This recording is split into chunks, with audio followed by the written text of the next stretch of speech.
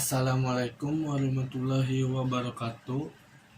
Perkenalkan, nama saya Dede Tatang Suryana. Di sini saya akan menjelaskan tentang penentuan harga jual. Pengertian penentuan harga jual.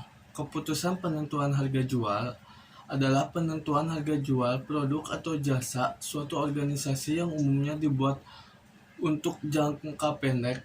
Keputusan ini dipengaruhi oleh kebijakan penentuan harga jual, pemanfaatan kapasitas, dan tujuan organisasi. Hansen dan Women mendefinisikan harga jual adalah jumlah moneter yang dibebankan oleh suatu unit usaha kepada pembeli atau pelanggan atas barang atau jasa yang dijual untuk diserahkan. Menurut Mulyadi, pada prinsip harga jual yang dapat menutupi biaya penuh ditambah dengan laba yang wajar, harga jual harus dapat menutupi biaya penuh ditambah dengan laba yang wajar. Harga jual sama dengan biaya produk ditambah markup.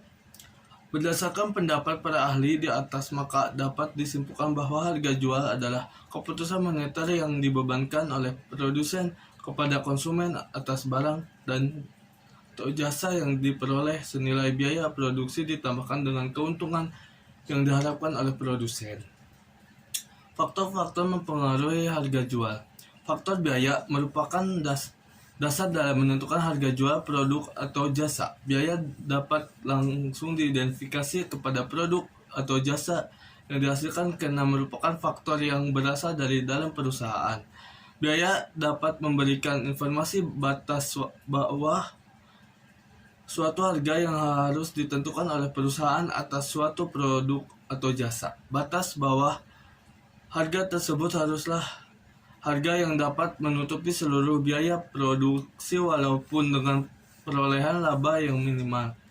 Faktor bukan biaya merupakan faktor yang berasal dari luar perusahaan yang dapat mempengaruhi keputusan manajemen dalam menentukan harga jual produk atau jasa. Faktor ini tidak sepenuhnya dapat dikendalikan oleh perusahaan karena faktor tersebut merupakan kegiatan yang bersifat timbal balik antara perusahaan dengan pasar. Berikut ini faktor-faktor tersebut antara lain keadaan perekonomian, perubahan kondisi perekonomian suatu negara seperti perubahan inflasi dan deflasi dapat mempengaruhi harga suatu barang atau jasa yang diperjualbelikan di masyarakat. Yang kedua, permintaan dan penawaran pasar.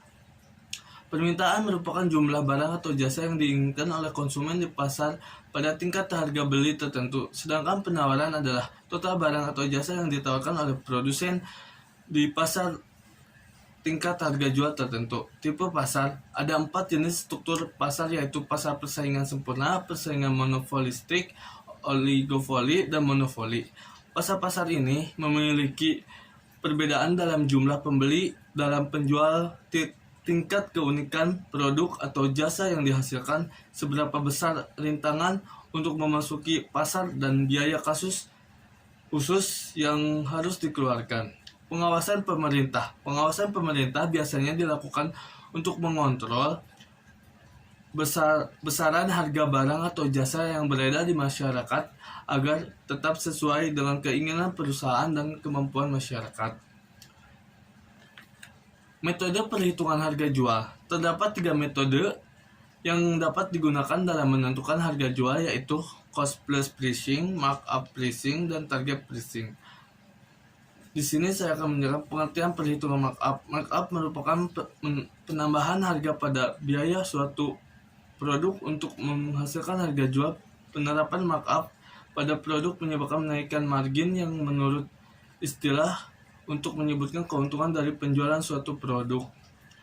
Markup merupakan proses penetapan harga yang paling banyak digunakan oleh para pengusaha. Tips sebelum melakukan markup: perhatikan target penjualan, perhatikan biaya operasional, perhatikan harga pesaing.